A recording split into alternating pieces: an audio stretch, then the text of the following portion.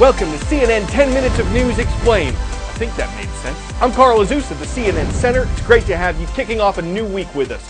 Sunday's date, September 9th, marked exactly 70 years from the day when North Korea was founded.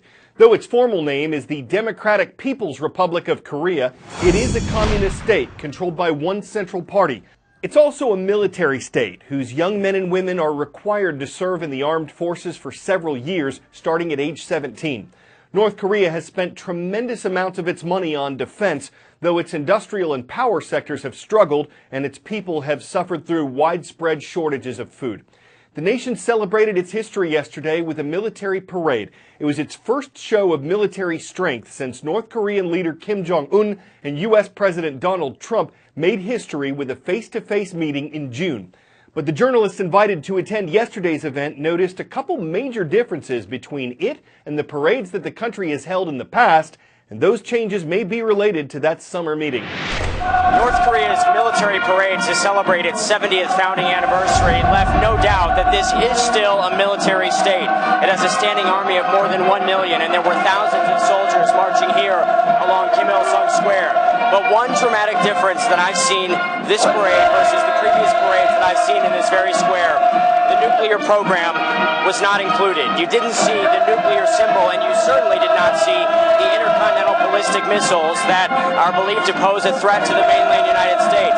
Those were kept away. The focus was on the soldiers themselves. Kim Jong-un, the North Korean leader, did not give a speech, but his right-hand man, Kim Yong-nam, did speak.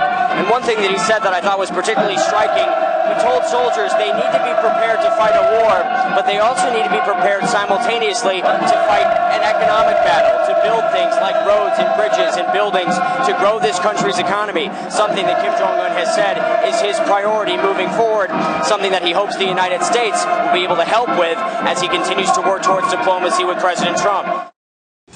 10-second trivia. Which of these places is a town, a county, and an island? Nantucket, Massachusetts, Key West, Florida, Outer Banks, North Carolina, or Catalina Island, California?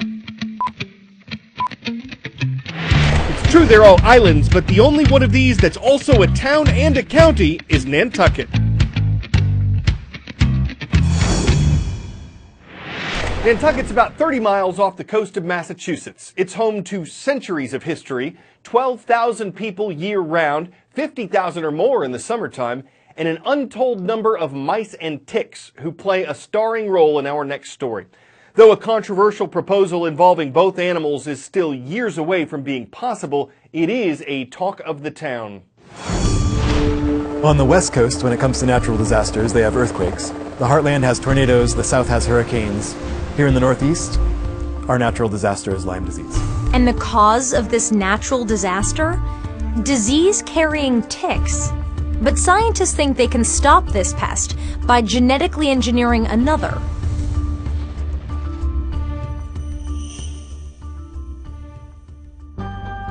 Nantucket Island, the sleepy and idyllic summer paradise, has a tick problem.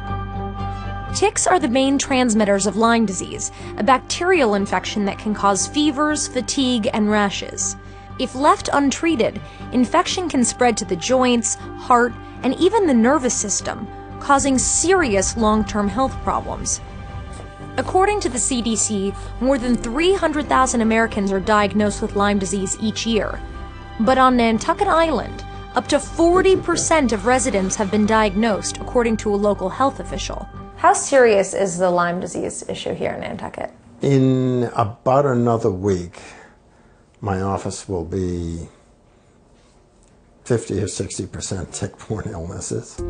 With no FDA-approved vaccine on the market, scientists at MIT think they've found an alternative but controversial solution using the power of genetic editing, specifically in a little mouse. They call the proposal Mice Against Ticks. Ecologists have known for quite some time that the white-footed mouse is the primary reservoir, not just of Lyme disease, but of pretty much every major tick-borne disease in the northeastern United States. Ticks aren't born infected. They get infected when they bite their first prey. Typically, that's a white-footed mouse. The chain of transmission starts when a tick bites a white-footed mouse carrying Lyme disease.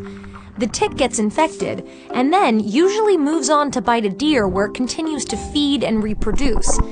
And with few natural predators, deer populations have exploded, increasing the spread of ticks and the odds that you're bitten by one. So what's the solution? We want to heritably immunize the local white-footed mice that are responsible for infecting most ticks. So the idea is if we can immunize all of the mice, then we can disrupt the chain of transmission. In other words, if mice can't carry Lyme disease, then they can't pass it on to the ticks who bite them. To immunize Nantucket's mice population, Esvelt and his team at MIT propose hacking into the white-footed mouse's genetic code. How are you genetically altering the mice to make them immune to Lyme disease? Some mice in nature are immune. They acquire immunity naturally, just like our bodies acquire immunity when we get a cold. So this one actually has its door closed, which means that there's a mouse in it. Oh yeah. Hey, little guy. Let's take the immunity genes from some mice that have developed natural resistance, and let's encode them in the mouse genome such that their descendants will be protected from birth. To do that, scientists isolate the genetic code for Lyme disease immunity from the few wild mice that naturally have it. Then they can edit that special code into many more mice. Any offspring of these modified mice would inherit Lyme disease immunity. And if thousands of modified mice were released in Nantucket, they could pass on Lyme disease immunity to the island's entire mouse population. These mice would be expected to be resistant to Lyme for decades. That will lead to less ticks infected, which will lead to less humans infected. But nobody has ever released genetically modified mammals into the wild. So, scientists are planning a 2-year trial run. They want to release thousands of modified mice onto a private, uninhabited island. But even if the scientists are happy with the trial run, this bold idea has to get past the residents of Nantucket. Part of our goal is to draw on your knowledge of the local environment. They'll vote on whether or not to approve the project. Here on the island, science is coming right up against small-town democracy. Our only economic driver here is tourism. Everything is connected to that. The ticks and the diseases that come with it right now are an acceptable risk to live here and visit here. If it was to get worse, I'd say we're kind of done for. My worst fear is that we're going to make a modification that affects a whole chain of reaction in this environment, and this island is small. When you make a reaction in a negative way, it is going to affect us very quickly. No matter how much they test this, we do not know how this is going to affect the environment 5 years from now, 10 years from now, 20 years from now. To address concerns like these, Esvelt's team is working on adding an expiration date to any genetic modifications the team makes. It would mean that after a set number of generations, the genetic changes will no longer be passed on to offspring, but the technique is still in development. How critical is community acceptance of this? It's vital. Without it, the project cannot and should not move forwards. In fact, I think the world could use a salutary positive example of a community saying no and scientists walking away. Even if the people of Nantucket approve the project, a full-scale release of modified mice is at least 8 years away and would need approval from the EPA and possibly the FDA. But if the experiment works, scientists see the possibility of using it on a broader scale as a tool to stop the spread of other harmful viruses and diseases around the world.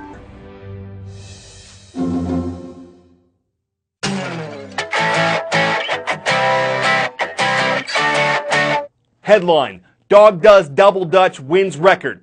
10 out of 10. This is Geronimo, the dog. He's a border collie. He's a rescue. His original name was Cricket, which totally makes sense here. And he's a champion at double Dutch. Geronimo holds the record for most double Dutch jump rope skips by a dog. He did 128 of them in a minute. His owner says she hopes Geronimo will be an example of how rescue dogs can be great success stories. Does this mean the next record's 120 canine? Does it mean it's only a hop, skip, and a jump away? I suppose that with Geronimo, anything is plausible. Now that he's been roped into the sport, a string of successes may be just the wagoning. I'm Carl Azuz for CNN 10. Please join us again Tuesday. We'll have special coverage of the September 11th, 2001 terrorist attacks that changed America. We'll see you then.